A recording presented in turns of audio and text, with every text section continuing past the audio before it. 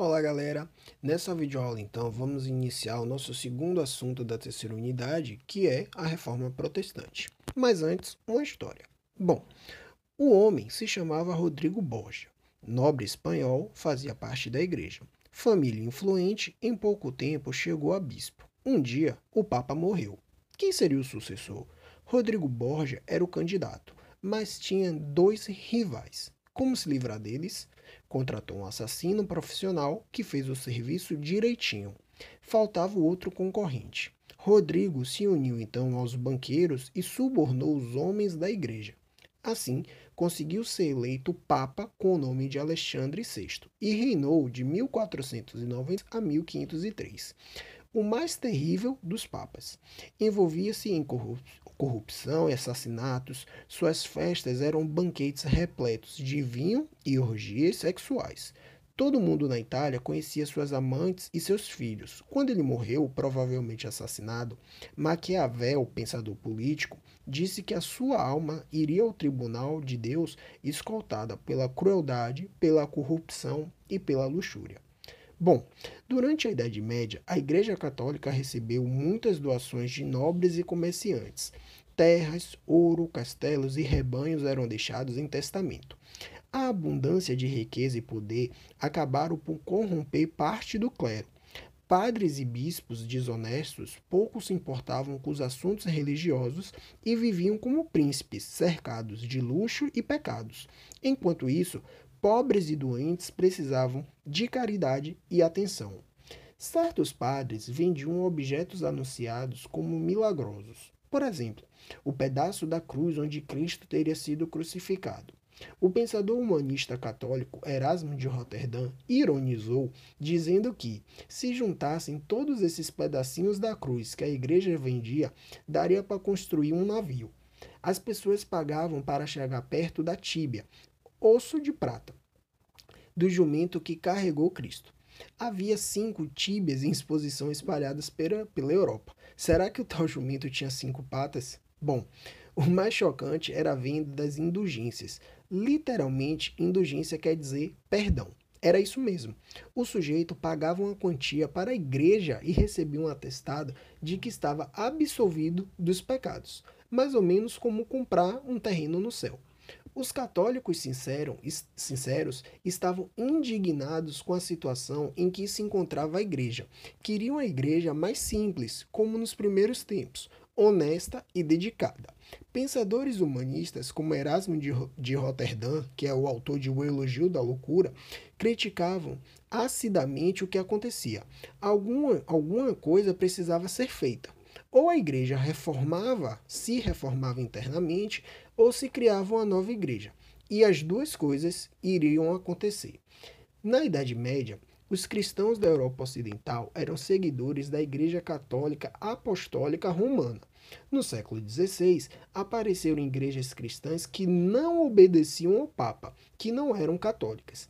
Esse grande movimento religioso foi chamado de Reforma Protestante. Mas é importante lembrar que a Igreja Católica tinha um papel social muito amplo. Ela era proprietária de terras, cobrava dízimos, fazia alianças com governantes poderosos e controlava o ensino. Portanto, a reforma não foi apenas um acontecimento religioso, mas também político, cultural e até econômico. Bom, por comodidade, chamaremos então de cristãos a todos os que sinceramente se consideram cristãos. Portanto, os católicos, protestantes e ortodoxos se encaixam nessa categoria. Nosso propósito aqui não é provar a superioridade desta ou daquela crença. Bom, Martinho Lutero foi o grande líder da reforma religiosa na Alemanha. Ele protestava contra o pagamento de dízimos à Igreja Católica. Afinal, a Alemanha era um território pobre e o dinheiro dos dízimos ia quase todo para Roma, na Itália. Dá para perceber o quanto a crítica ia além da religião, não é verdade? Lutero era monge católico, mas não aceitava a corrupção da igreja. Mas é claro que seu protesto tinha motivos religiosos. Lutero denunciou a venda de indulgências porque acreditava que somente Deus poderia perdoar o pecador. Lutero era homem de seu tempo e por isso foi influenciado pelos filósofos humanistas, especialmente Erasmo de Roterdã, e pelo individualismo renascentista. Lembra de todos esses conceitos que vimos? Por isso, acreditava que havia relação direta entre o indivíduo e Deus, ou seja, um homem poderia alcançar a salvação sozinho, não precisava pertencer a uma comunidade, ou seja, a uma igreja. Cada homem poderia ler a Bíblia e interpretá-la de acordo com sua consciência, em vez de seguir a autoridade do padre, dos doutores da igreja e do papa. Os humanistas contestavam a tradição, Lutero também. Para ele, a única autoridade seria a Bíblia e não a Igreja Católica. Inicialmente, Lutero não pretendia criar uma nova igreja. Ele queria reformar o catolicismo, porém criticava os bispos sem parar e se recusava a ficar calado ou se retratar. Acabou excomungado, ou seja, expulso da igreja e recomendado ao inferno pelo Papa. A partir daí, um número crescente de pessoas começou a apoiá-lo na criação de uma nova igreja cristã. Lutero não tinha sido o primeiro a juntar pessoas contra os abusos do clero. Antes dele, homens como Wat Tyler, na Inglaterra em 1381, e John Hus, no final do século XV, na Boêmia, que hoje é a República Tcheca, lideraram movimentos populares contra as autoridades eclesiásticas e os privilégios dos nobres. Queriam o fim dos impostos feudais sobre os camponeses. Hus chamava o Papa de anticristo. Os dois movimentos foram derrotados pelos exércitos dos nobres e condenados à morte. Por que Lutero, então, não teve o mesmo destino de outros rebeldes? Por que não preso e queimado na fogueira destinada aos hereges? Teria ele descido do céu um exército de anjos para protegê-lo?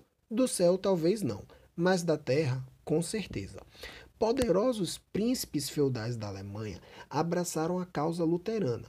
O reformador ficou num castelo confortável, protegido por muralhas e soldados. Podia conversar com seus seguidores e escrever seus panfletos. Além disso, a igreja luterana aceitava se submeter à autoridade do Estado e não se considerava dona de todas as verdades. Os príncipes feudais alemães tinham bons motivos terrenos para apoiar a causa de Lutero. Afinal, se tinham rompido com a igreja, então ganhavam ótimo pretexto para confiscar os bens do clero. As terras e vinhedos, as joias, o ouro, os prédios, as plantações e o gado, os direitos feudais dos bispos e abades, tudo passava a pertencer agora aos príncipes alemães. Você se lembra que a Alemanha ainda não tinha formado o Estado Nacional, beleza? Isso só aconteceria em 1871. Estava dividida em centenas de pequenos países governados por príncipes feudais. Todos faziam parte de uma entidade chamada Sacro Império Romano Germânico, que, apesar do nome, não tinha autoridade muito grande de membros. Entretanto, no século XVI, houve possibilidade do Sacro Império realmente se unificar. A capital, então, do Estado alemão seria Viena, na Áustria, e o imperador absolutista seria Carlos. Acontece que Carlos V já era rei da Espanha, país aliado do Papa, da Igreja Católica. Você percebeu? Se a Alemanha se unificasse naquelas condições, ficaria subordinada à Espanha, que é um país tradicionalmente católico. Os príncipes contrários à unificação tornaram-se então luteranos e assim marcaram sua resistência às pretensões do espanhol e católico Carlos V. Bom, nem todos aderiram à reforma. A complicada teia de alianças e pactos entre os príncipes, as famílias nobres e as tradições locais que enrolava o novelo político do Sacro Império dividiu os príncipes entre os que se manifestaram, entre os que se mantiveram, na verdade, católicos próximos da Áustria e os que aderiram ao protestantismo. Em nome do cristianismo, trataram então de reunir exércitos e fazer guerra. A situação se acalmou depois da chamada Paz de Augsburgo, em 1555, quando se resolveu que cada príncipe decidiria por conta própria se a confissão religiosa no seu estado seria luterana ou católica. Assim, O norte da Alemanha apoiou o luteranismo, que se espalhou pelos países nórdicos, como Suécia, Dinamarca e Noruega, porém nem todos eram príncipes feudais, é óbvio. O luteranismo atraiu pessoas de todas as classes porque parecia uma igreja mais simples e próxima da comunidade, porque não cobrava dízimos para enviar dinheiro para o estrangeiro. Mas a verdade é que também havia paróquias católicas igualmente despojadas e próximas dos fiéis. Beleza? Cuidado com as simplificações. Os estados alemães do sul e do sudeste, a Áustria no caso, permaneceram predominantemente católicos. Ainda hoje, a Alemanha reúne uma população grande de católicos que convivem harmoniosamente com os protestantes luteranos.